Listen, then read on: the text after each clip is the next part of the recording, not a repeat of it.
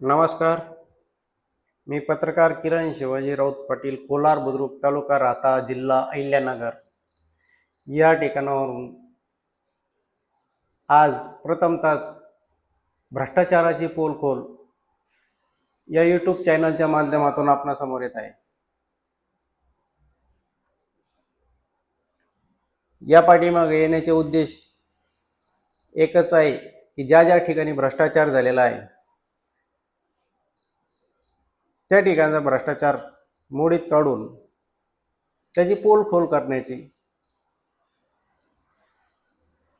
व तो जनतेसमोर मांडण्याची माझी संकल्पना असून त्यासाठी मी या चॅनलच्या माध्यमातून आपणासमोर येत आहे.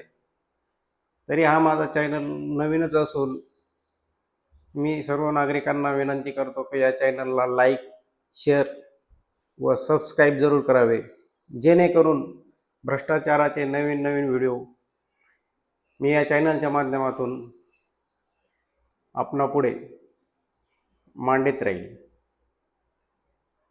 प्रथमतः मी एक शृंखला चालू करतोय की ती जी शृंखला जी आहे ती भारतीय राष्ट्रीय राजमार्ग प्राधिकरण अर्थातच NHAI अहिल्यानगर कार्यालय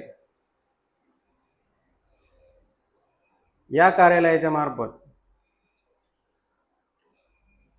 अहिल्यानगर ते मनमाड या राष्ट्रीय महामार्ग 160 या कामामध्ये जो काही भ्रष्टाचार झालेला आहे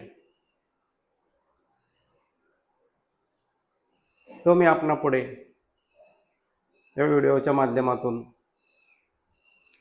व्यक्त करत आहे. आजपर्यंत केंद्राद्वारे एवढा निधी या महामार्गासाठी आला, परंतु 5 वर्षे झाले तरी देखील या महामार्गाचे भिज्जत घोंगडे असून जसे आहे तसेच. या रस्त्याची साडेसाती काही जाईना आणि हा रस्ता काही होईना. का बरं होत नसेल हा रस्ता? याच्या पाठीमागे काय कारणं असावीत? मागील काही वर्षापूर्वी अशा बातम्या आल्या होत्या की आमदार, खासदार, मंत्री या रस्त्याच्या ठेकेदारांना पैसे मागतात. परंतु मी जसं या रस्त्याच्या माहितीसाठी खोलवर गेलोय तसं मला आत्तापर्यंत कुठेही आढळून आले नाही की आमदार, खासदार, मंत्री यांनी पैसे मागितले असतील. ही सर्व चुकीची माहिती ही अधिकाऱ्यांमार्फत पसरवली गेली असून या अधिकाऱ्यांचा यामध्ये मोठा हात आहे. भ्रष्टाचार कसा केला, कुठे केला, कधी केला,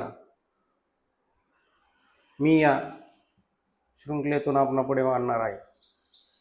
व जे कोणी अधिकारी दोषी असतील त्यांच्यावर कठोरातली कठोर कार्यवाही कशी होईल याचा शेवटपर्यंत पाठपुरावा मी करणार आहे. मागील 5 वर्षापासून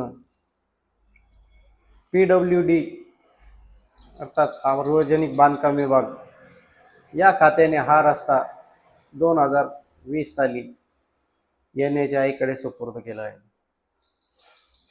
परंतु आजपर्यंत केंद्रातून एवढा निधी आला, काही निधी पाठीमागे गेला, काही ठेकेदार पळून गेले.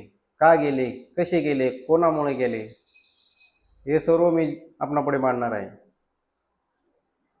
यामध्ये ठेकेदाराला त्रास देण्याचे कारण फक्त अधिकाऱ्यांमार्फत केले गेले आहे.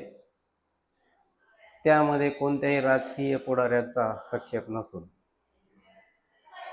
तो देखील मी आपणापुढे सादर करणार आहे.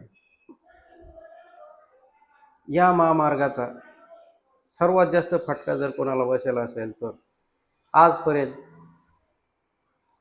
या महामार्गावर अपघातात जे बळी गेले त्यांच्या कुटुंबियांना.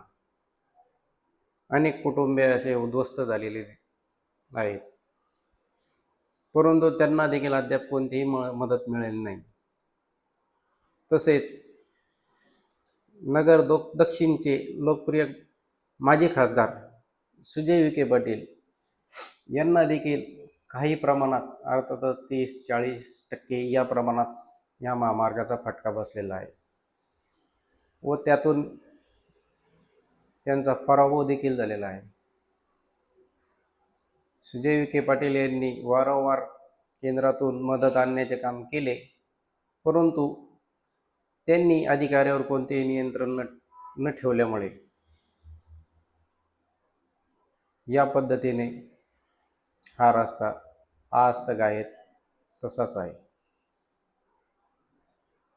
उद्यापासून मी प्रत्येक वर्षी 2021, 2022, 2023, 2024 आणि आजपर्यंत 2025 या 5 वर्षाच्या कालखंडात कसे कसे काम झाले, कोणते कोणते ठेकेदार आले, कोणते कोणते ठेकेदारांना ब्लॅकलिस्ट केलं, ही सर्व माहिती आपणापुढे सादर करणार आहे. तरी देखील मी आपणास विनंती करतो की उद्यापासून जे माझे व्हिडिओ येतील त्या व्हिडिओंना आपण लाईक, शेअर व सबस्क्राईब जरूर करावे, जेणेकरून मला नवीन नवीन व्हिडिओ आपणापुढे सादर करता येतील व त्यातून मला प्रेरणा देखील मिळेल. आजच्या व्हिडिओमध्ये एवढेच. उद्यापासून भाग 1 भारतीय राष्ट्रीय राजमार्ग प्राधिकरण भ्रष्टाचाराची पोलखोल. नमस्कार.